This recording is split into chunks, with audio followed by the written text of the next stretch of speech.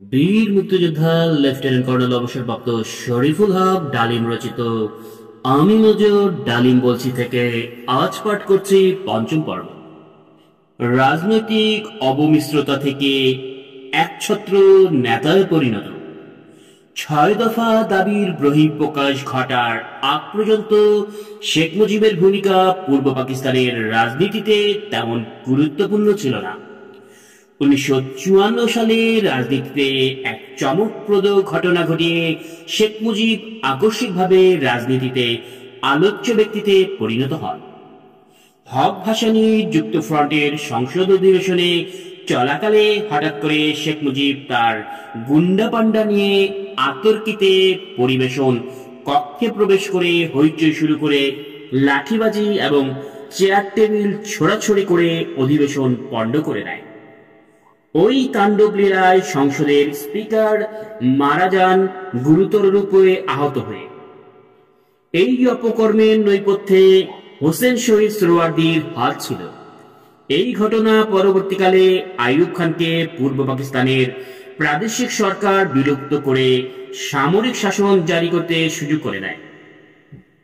৬ দফায় কেন্দ্রীয় সরকার দেশদ্রোহিতার গন্ধ পায়।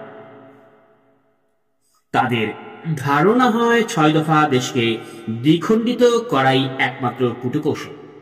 যদিও ৬ দফা ছিল পূর্ব বাংলার জনগণের মুক্তির সনদপত্র।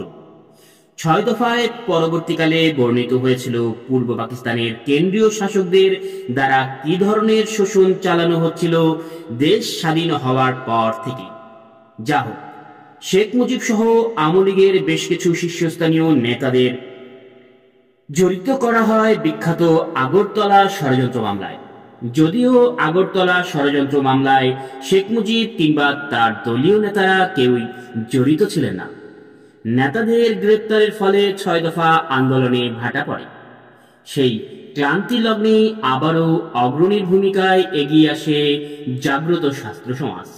মাটির সিংহপুরুষ মাওলানা ভাসানীর পৃষ্ঠপোষকতায় তারা গঠন করেছিল ইউনাইটেড অ্যাকশন কমিটি এবং এর নেতৃত্বে ১১ দফার আন্দোলনকে জনপ্রিয় করে তুলে দেশব্যাপী এক দুর্বার গণ আন্দোলনের জোয়ার সৃষ্টি করেছিল।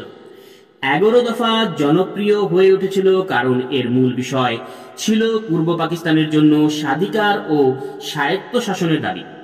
সারা পূর্ব পাকিস্তানে ১১ দফাকে কেন্দ্র করে সরকার বিরোধী আন্দোলনের যে গণজোয়ার সৃষ্টি হয়েছিল তার প্রচণ্ডতায় ম্লান হয়ে গিয়েছিল আওয়ামী লীগের ৬ দফা। মাওলানা ভাসানী এই আন্দোলনে নেতৃত্ব দিয়ে আন্দোলনকে গণ অভ্যুত্থানের রূপ দিতে সক্ষম হয়েছিলেন, যার জন্য সামরিক শাসকরা শেখ মুজিব এবং তার দলীয় নেতাদের বিনা শর্তে মুক্তি দিতে বাধ্য হয়। মুক্তি পেয়ে রেসকোর্সে এক বিশাল জনসভায় মুজিব তার ভাষণে বলেছিলেন, জেল থেকে মুক্ত পাবার পর আমি দেখলাম আওয়ামী লীগের ৬ দফা ছাত্রদের ১১ দফায় বিলীন হয়ে গেছে। জনগণের চাপে মুক্ত হয়ে মুজিব নিজেকে নতুন করে আবিষ্কার করলেন।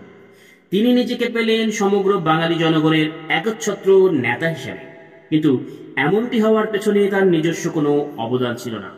আমাদের জাতীয় ইতিহাসের নেতারা সবাই সবকালে চলেছেন পেছনে, কিন্তু জনগণ কখনোই কোনো ক্লান্তিকালে ভুল সিদ্ধান্ত গ্রহণ করেনি।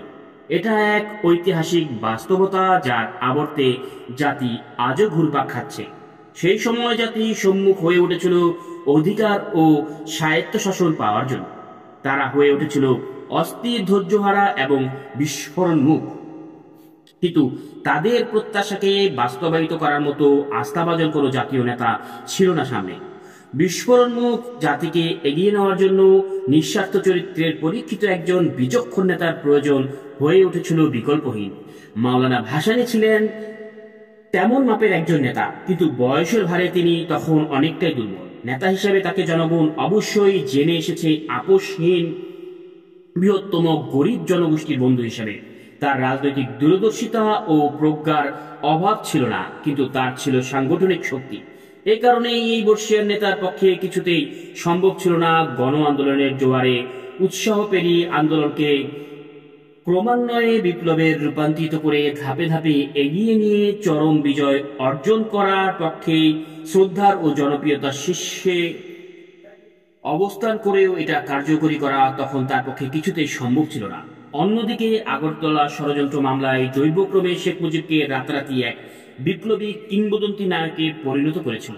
ভাসানীর সক্ষমতার মাওলানা নিজেই সবচেয়ে বেশি বুঝতেন, তাই তারাই আহ্বানে দেশের জনগণ মুজিবকে একচ্ছত্র নেশা হিসেবে তখন গ্রহণ করে নিয়েছিল, একান্ত বাধ্য হয়ে কোনো বিকল্প না থাকায়। স্বাধীন বাংলাদেশের চিন্তা করেছিলেন মজলুম নেতা মাওলানা আব্দুল হামিদ খান ভাসানীও, কিন্তু শেখ মুজিব কখনো পূর্ব পাকিস্তানকে বিচ্ছিন্ন করার কথা চিন্তা করেননি। তিনি স্বায়ত্তশাসনের দাবি জানিয়েছিলেন মাত্র। আগরতলা ষড়যন্ত্র মামলার ধারা বিবরণী খবরের কাগজে প্রকাশিত করতে থাকে আইয়ুব মোমেন চক্র। তারা পূর্ব পাকিস্তানের বাঙালি মুসলমানদের ভারত বিরোধী মনোভাবকে তাদের স্বার্থে কাজে লাগাবার উদ্দেশ্যেই এই সিদ্ধান্ত গ্রহণ করেছিলেন। তারা ভেবেছিলেন মানুষ যখন জানতে পারবে শেখ মুজিব ভারতের দালাল হয়ে পাকিস্তানের অখণ্ডতার বিরুদ্ধে ষড়যন্ত্রে লিপ্ত, তখন তার বিরুদ্ধে বিক্ষোভে ফেটে পড়বে। কিন্তু পরিণাম হলো সম্পূর্ণ উল্টো। প্রকাশিত ধারা বিবরণীর মধ্যেই পরিস্ফুটিত হয়ে উঠল আইয়ুব মোমেন চক্রের ভিন্ন চক্রান্ত। এই ষড়যন্ত্রকে মামলাকে তখন বাঙালির সমগ্র বাঙালি জাতির বিরুদ্ধে ষড়যন্ত্র বলেই ধরে নেওয়া হয়। ফলে সারা বাংলার মানুষ আইয়ুব শাহের বিরুদ্ধে রুদ্র আক্রোশে ফেটে পড়ল। এখানে আবারও উল্লেখ করতে হয় যে আইয়ুব বিরোধী আন্দোলনে পূর্ব পাকিস্তানেও মুখ্য এবং অগ্রণী ভূমিকা ছিল ছাত্র সমাজের। তারা ইতিমধ্যেই সংগ্রামকে একটি ঐক্যবদ্ধ জাতীয় সংগ্রামে রূপ দেওয়ার লক্ষ্যে 11 দফার ভিত্তিতে ছাত্র সংগ্রাম পরিষদ গঠন করে। 11 দফার ভেতরেই বাংলাদেশের জনগণের আশা আকাঙ্ক্ষার প্রকৃত রূপ ফুটে ওঠে।